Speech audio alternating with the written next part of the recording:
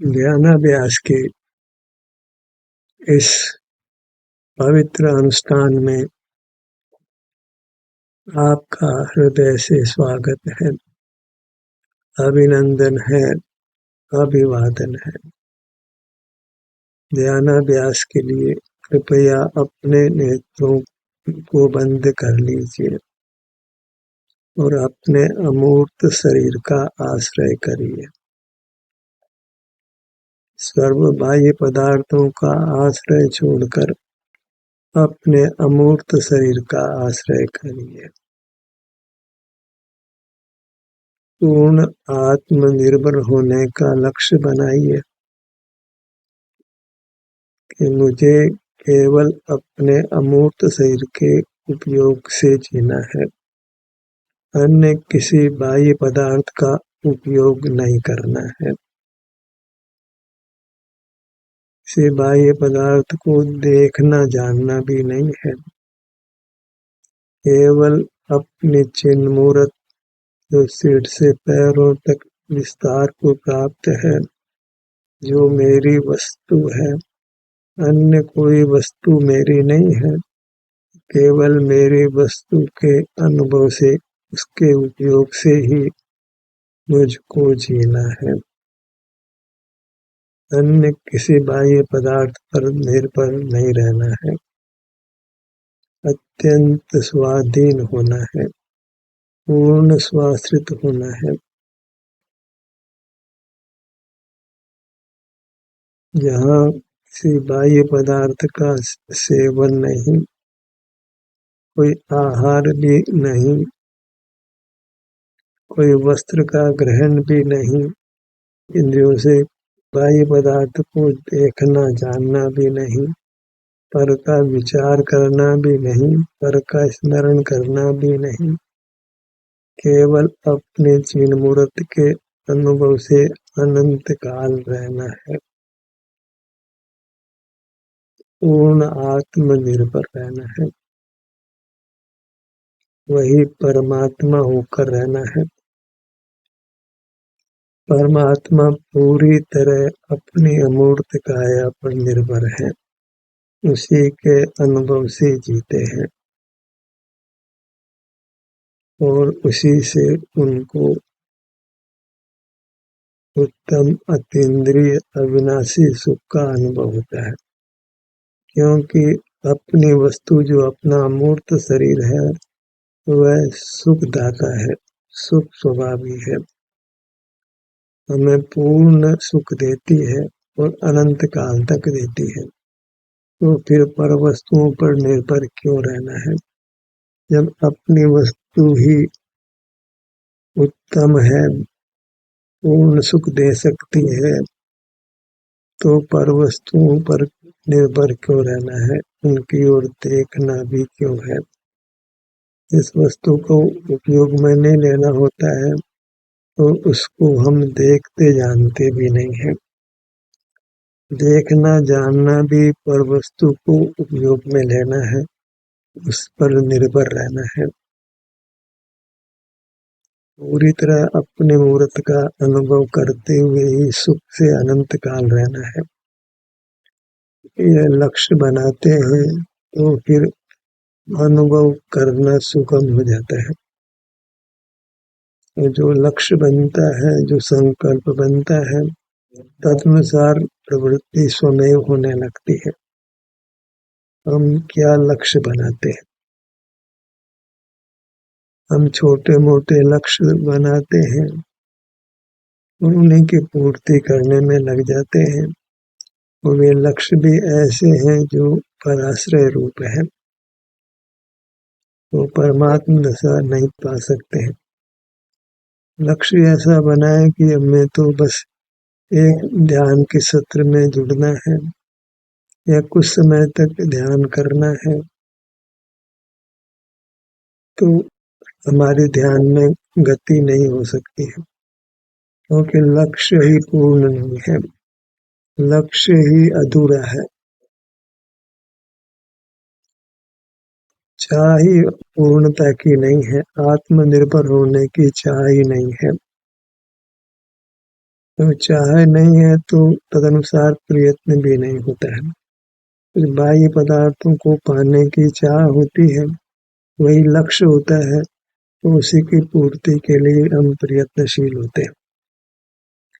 जैसे कोई बच्चा पढ़ रहा है तो उसका लक्ष्य होता है कि मुझे पास होना है। कोई ये लक्ष्य बनाता है कि मुझे फर्स्ट डिवीजन आना है। कोई ये लक्ष्य बनाता है कि मुझे गोल्ड मेडलिस्ट होना है। तो उसी के अनुरूप वह प्रयत्न करने लगता है। कोई ये लक्ष्य बनाता है कि मुझे ऑफिस में प्रमोशन लेना है, तो प्रमोशन पाने के लिए प्रयत्नशील होता है। तो ये सब लौकिक लक्ष्य हैं, जहाँ हमको आत्मनिर्भरता नहीं होती है। आत्मा अर्थात अपनी वस्तु, अपना आभ्यंतर मूर्त शरीर, इसमें मूर्त इंद्रियां भी नहीं है, मूर्त हाथ पैर भी नहीं है, जो केवल अनुभव में आने की वस्तु है। अपनी जो शुद्ध वस्तु है बिना मिलावट की, उसके लक्ष्य से हम सुख का अनुभव कर सकते हैं, अन्य किसी काम की नहीं। क्योंकि इसमें मूर्त हाथ पांव नहीं है शुद्ध वस्तु में, तो वह चलना फिरना नहीं है। मूर्त इंद्रियां नहीं है तो देखना जानना नहीं है। मूर्त मन नहीं है तो विचार नहीं है। मूर्त मस्तिष्क नहीं है तो स्मृति नहीं है। तो वहाँ अकेली आत्म वस्तु केवल हमको उत्तम सुख का अनुभव करा सकती है, जहाँ किंचित भी दुख नहीं है, किंचित भी पराधीनता नहीं है, नाना प्रकार के दुख नहीं है, केवल सुख है और शाश्वत सुख है। ऐसी अपनी वस्तु पर ही निर्भर होने का लक्ष्य बनाए तो उसकी पूर्ति के लिए हम प्रयत्नशील होते हैं। हम अपना आश्रय बढ़ाते हैं और गति होती है और फिर पूर्णता को भी पा लेते हैं, माने परमात्मा हो जाते हैं। यहाँ रोटी कपड़ा मकान वाहन और नाना पदार्थों की आवश्यकता ही नहीं होती है, नाना पदार्थों की इच्छाएं भी नहीं होती है, कोई रोग अधिक नहीं होते हैं, अपयश का कारण नहीं मिलता है, कोई दुख का कारण नहीं होता, सर्वांग में सुख का अनुभव होता है। कब जब केवल अपनी मूर्त पर निर्भर होते हैं, आत्माश्रित जीते हैं, पूरी तरह आत्माश्रित, किंचित भी पर को देखना जानना नहीं, किंचित भी पर का उपयोग नहीं, पर के स्थान पर स्व को अपनाना है। अनादि से पर पदार्थों को अपना रहे थे और उसमें पराधीनता थी, क्योंकि पदार्थ हमारी इच्छा अनुसार परिणमन नहीं करते, पर हमारी वस्तु तो सुख स्वभावी है। पर लक्ष्य में ही दुख होता है, अन्यथा पर लक्ष्य सर्वथा छूट जाए तो कर्म का बंधन नहीं रहे, तो हमारी वस्तु तो केवल आनंद का भोग कराती है, उत्तम आनंद का, जिसकी सान्य जिसकी उपमा पूरे ब्रह्मांड में नहीं है। तीन लोक की संपदा भी मिले तो उससे वह सुख नहीं मिल सकता है जो अपने मूर्त के आश्रय से अनुभव से मिलता है। तो हम पूर्णता का लक्ष्य बनाए कि मुझे पूरी तरह अपनी मूर्त पर निर्भर होना है, किसी बाह्य पदार्थ का आश्रय नहीं करना है, भले ही उसमें समय लगे, पर आश्रय छोड़ने में, पूर्ण स्वाश्रय करने में, पर लक्ष्य कमजोर नहीं होना चाहिए। लक्ष्य नहीं हो तो पूर्ण प्रयत्न नहीं। जैसे किसी विद्यार्थी ने ये लक्ष्य बनाया कि मैंने 10वीं क्लास पास करनी है, तो 10वीं क्लास पास करके वह और काम में लग जाता है, उसके आगे वो प्रयत्न नहीं करता है। हम ये लक्ष्य बनाएं कि मुझे तो घंटे आधा घंटे ध्यान करना है, या वो भी नहीं करना है, मुझे तो उत्तम आजीविका पाना है, परिवार का पालन पोषण करना है, खाने पीने की पूरी सुख सुविधाएं जुटानी है, तो उसमें तो हम अपने सुख स्वभाव से च्युत रहते हैं, तो कर्म का बंध होता है, उदय होता है, तो वह रागादिक भी होते हैं, वेदना भी होती है, भूख प्यास भी लगती है, बीमार भी पड़ते हैं और दुख भोग के मर भी जाते हैं और उसके बाद तो कोई ठिकाना ही नहीं है, क्योंकि हमने अपना आश्रय नहीं किया है। तो फिर बाहर में कौन सा पदार्थ मिलेगा नहीं मिलेगा अगले जन्म में कोई पता नहीं है। अत्यंत पराधीन हुए हैं, पर अपनी मूर्त का ही आश्रय करने की आदत पड़ी है, तो आयु पूरी होने के बाद भी अपनी मूर्त तो मिलना ही है। जैसे इस जन्म में मिली है ऐसे अगले जन्मों में भी हम तो होंगे ही और हमारा कोई निश्चित आकार भी होगा ही और वह अनुभव में भी आता है। उसको अनुभव करने का अभिप्राय भी है, तो उसके अनुभव से सुख होता है तो हम सुख को पालेंगे। बाहर में भौतिक सामग्री होगी नहीं होगी, सर्दी में जन्म लिया तो वस्त्र होंगे कि नहीं होंगे, ऐसा कोई विकल्प नहीं है। हमारी मूर्त होगी, उसका अनुभव करने की हमको आदत है, संस्कार है, उसके अनुभव से सुख होता है, तो उसका अनुभव करके हम आगामी काल में भी स्वस्थ रहने वाले हैं, सुखी रहने वाले हैं।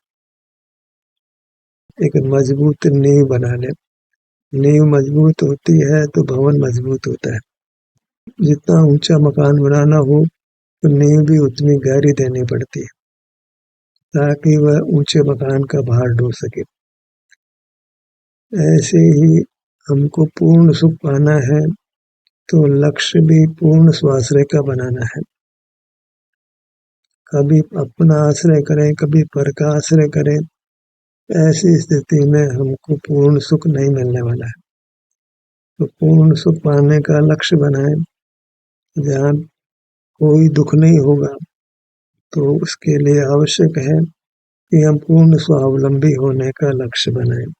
भले उस लक्ष्य को पाने में समय लगता हो, जो भी लक्ष्य बनाते हैं उसको पाने में समय तो लगता है, पर लक्ष्य बनता है तो कभी न कभी उस लक्ष्य को पा लेते।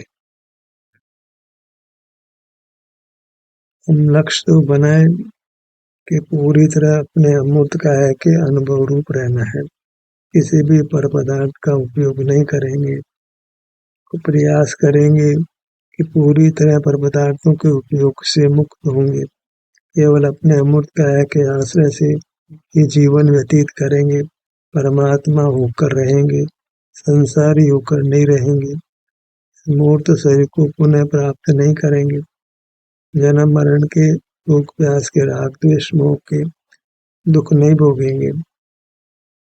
ऐसा अभिप्राय बनाते हैं तो फिर ध्यान में हमारी अच्छी गति बनेगी, कर्म का नाश शीघ्र करेंगे और परमात्म पद को शीघ्र पालेंगे।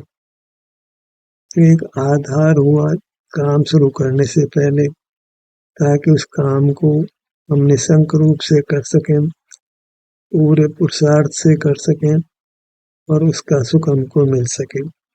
प्रयत्न भी करें और पूरा लाभ नहीं हो तो प्रयत्न वृथा हो जाता है। पूर्णता के लक्ष्य से, मैं पूरी तरह आत्मनिर्भर होने के लक्ष्य से हम अपने आश्रय करेंगे तो सफलता हमको शीघ्र मिलेगी। अपने ध्यान को अपने मुखमंडल पर लाइए। आत्मनिर्भर होने का प्रयत्न हमने प्रारंभ किया है, मुखमंडल अपना है तो हमें उसी का अनुभव करना है। अपनी वस्तु के भोग में निराकुलता होती है, पर वस्तु के भोग में आकुलता होती है। ये लोक में हमको अनुभूति ही है, अपना वस्त्र हो, अपना मकान हो, खान पान की सामग्री अपनी हो, तो हम निराकुलता से उसको भोगते हैं। अपना मकान जैसा भी है उसमें हम सुख से जीते हैं। दूसरे का मकान बहुत बड़ा भी हो, दूसरे का वस्त्र बहुत अच्छा भी हो, तो भी उसको निराकुलता से नहीं भोग पाते।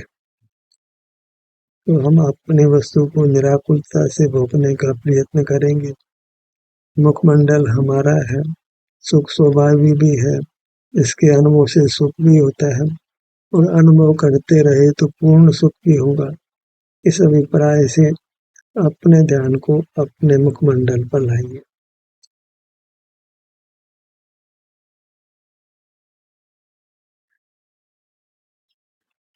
उस शांति तो तत्काल ही होती है और यह भी निश्चय हो जाता है कि जब पूर्ण आत्मनिर्भरता होगी तो पूर्ण सुख भी मिलेगा। ललाट के भाग पर आइए।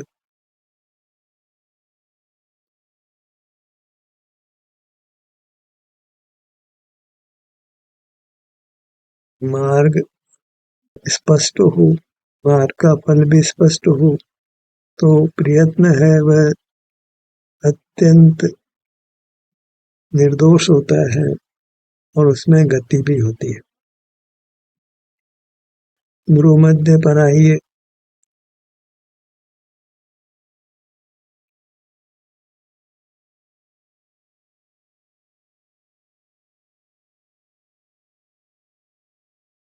सुख का लक्ष्य बनाया, स्वाधीन सुख का जो वैश्विक नहीं है, स्वास्थ्य जनित है, वह हमको मिलने भी लगा।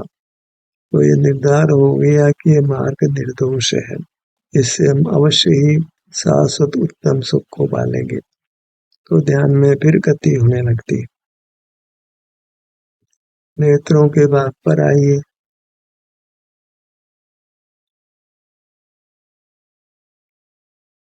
ये मैं ही हूँ, ये मेरा ही शरीर है जिसने सदा मेरे साथ रहना है और यह सुख स्वभावी भी है, इसके आश्रय से सुख भी होने लगा है।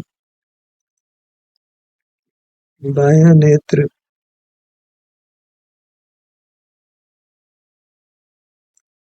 दायां नेत्र। अब इस अनुभव में कुछ बाहर का ज्ञान भी अर्जित नहीं करना पड़ रहा है, कुछ विकल्प भी नहीं करना पड़ रहा है। अपने को अपनी मूर्त के आश्रय से सुख का अनुभव हो रहा है, कुछ विचार भी नहीं करना है, विचार होता भी नहीं है, एकदम शांति को भोगना है।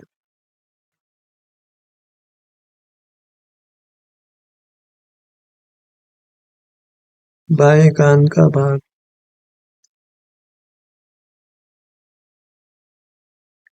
दाएं कान का भाग। अपने मूर्त के हम विभाग करेंगे, बड़े विभाग करेंगे, छोटे विभाग करेंगे, क्योंकि हमको अपने मूर्त का ही अनुभव करना है, अपने मूर्त पर ही निर्भर रहना है, अपनी वस्तु का ही सेवन करना है। बाएं कान से दाएं कान तक का भाग,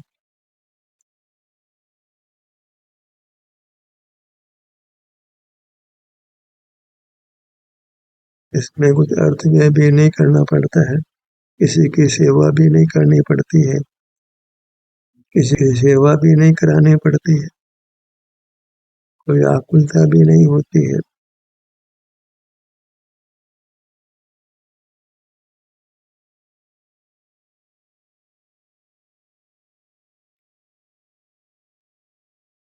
दाएं कान से दाएं कान तक का भाग।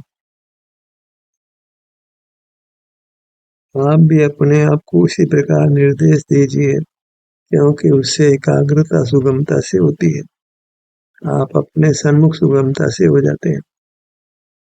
अन्यथा मन डावाडोल होने लगता है, ध्यान बाहर चला जाता है, तो हमारी चाह की पूर्ति नहीं हो पाती है, ध्यान में स्थिति नहीं हो पाती है, ध्यान में गति नहीं हो पाती है, तो लक्ष्य के प्राप्त होने में देर लगती है।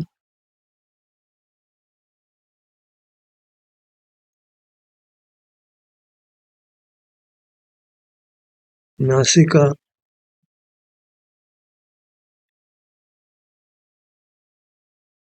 बायां नथुना, दायां नथुना। पूरा विश्वास हो कि हम सही दिशा में चल रहे हैं, अवश्य ही इससे मुझे उत्तम सुख मिलेगा, परमात्म दशा मिलेगी। हमेशा हमेशा के लिए दुखों से मुक्त होकर मैं पूर्ण सुखी हो जाऊंगा, सदा सुखी रहूंगा, पूरी तरह आत्मनिर्भर रहूंगा।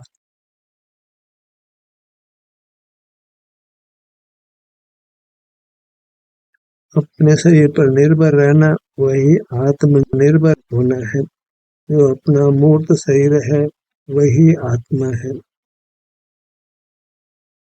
वही मैं हूँ, वही मैं सुख स्वभावी हूँ। सुख का भोग करना ही मेरा काम है और कोई काम मेरा नहीं है। दोनों हो।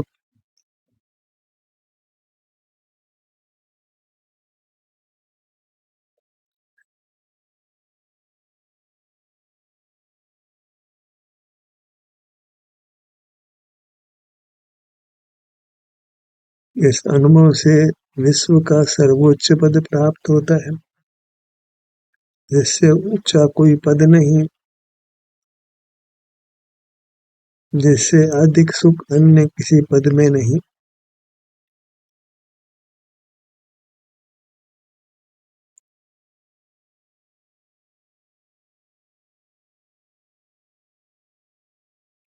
इसी से जो मूर्त की मिलावट हुई है हमारे अमूर्त शरीर में, और जिससे अमूर्त से प्रभावित हो जाते हैं, तो अमूर्त की मिलावट भी समाप्त होगी। मूर्त से प्रभावित होना ये बहुत बड़ा दुख है, क्योंकि कोई भी मूर्त शरीर के रहते हमारा घात कर सकता है। हम जल सकते हैं, कट सकते हैं, पानी में बह सकते हैं, बीमार हो सकते हैं। इतना सारा कष्ट है जब मूर्त शरीर साथ मिला हो। तो जहाँ मूर्त शरीर है वहीं अपने ध्यान को लाएंगे, अपने अमूर्त शरीर का ग्रहण करेंगे, तो ये मूर्त शरीर का बंधन समाप्त होगा। तो मूर्त के जलने कटने से जो तकलीफ होती है वह हमको होने वाली नहीं है। तो मूर्त शरीर ही नहीं होगा, कदाचित हमारे क्षेत्र में मूर्त भी होगा, पर उसका हमको ज्ञान नहीं होगा, उससे हम प्रभावित भी नहीं होंगे।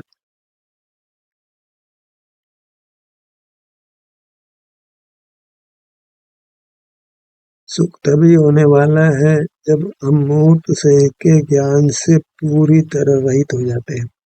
वह तब होते हैं जब पूरी तरह अपने सन्मुख होकर ठहर जाते हैं। तो मूर्त को जानने की आवश्यकता ही नहीं रहती है, क्योंकि सुख अपने को अपने से मिल जाता है, तो फिर मूर्त का जानना क्यों रहा।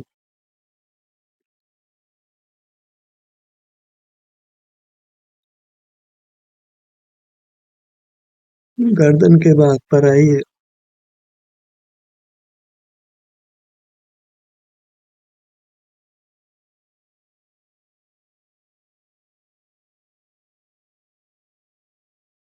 हमारा तो छोटे से छोटा भाग भी आनंद स्वभावी है, हमको पूर्ण सुख दे सकता है, अनंत काल तक दे सकता है।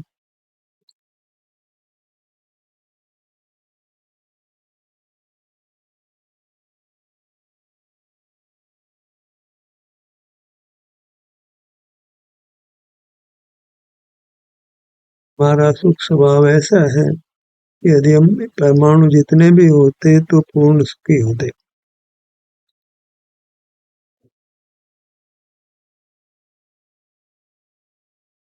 हृदय स्थान पर आइए।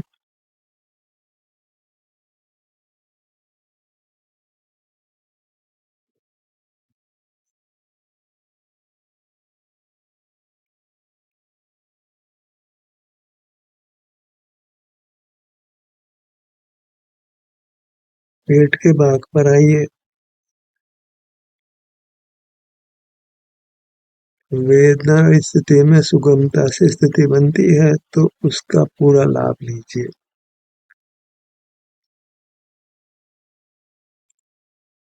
सुगमता से स्थिति बनती है और फिर हमारा शरीर उत्तरोत्तर अधिक सुख का अनुभव भी कराता है, और अधिक सुगमता से फिर हमारी अपने में स्थिति होती है। जो जो आगे बढ़ते हैं, त्यों त्यों ध्यान में सुगमता होती है।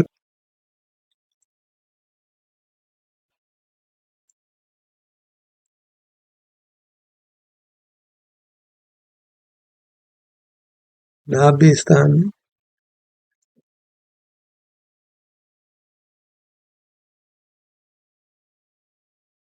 पीठ के भाग पर आइए।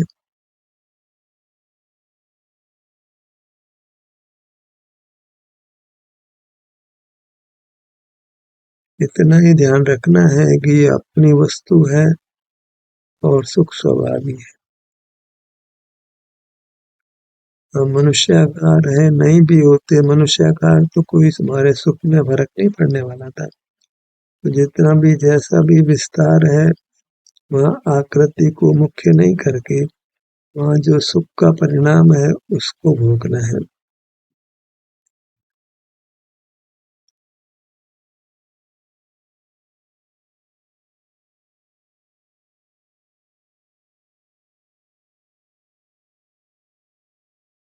जो सुख का अनुभव है वह अपनी वस्तु का अनुभव है, क्योंकि अपनी वस्तु सुख ही है।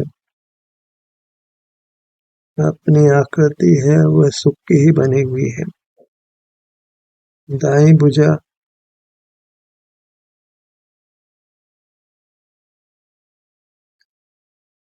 दाई हथेली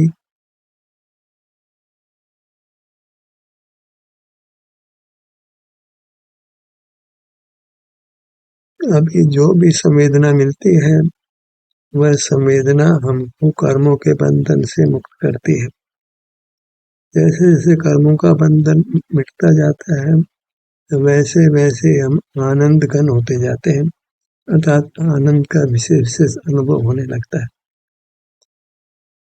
वैसे वैसे हम अधिक स्वस्थ हो जाते हैं, अधिक सुखी हो जाते हैं।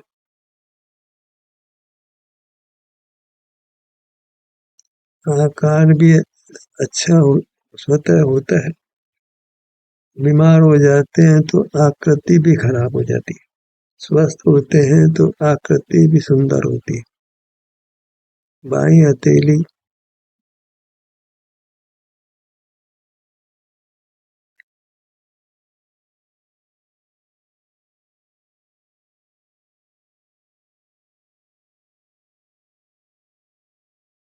दायां पैर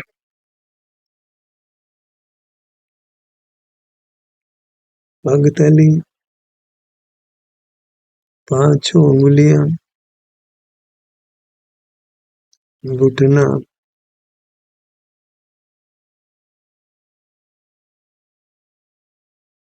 सुख की स्थिति में अपनी मूर्त का अनुभव करेंगे तो वह इस बात की गारंटी है कि आगे भी सुख रहेगा और अधिक सुख होगा। आगे भी हम वेदना रहित रहेंगे और इससे भी अधिक सुख को पाएंगे। बायां पैर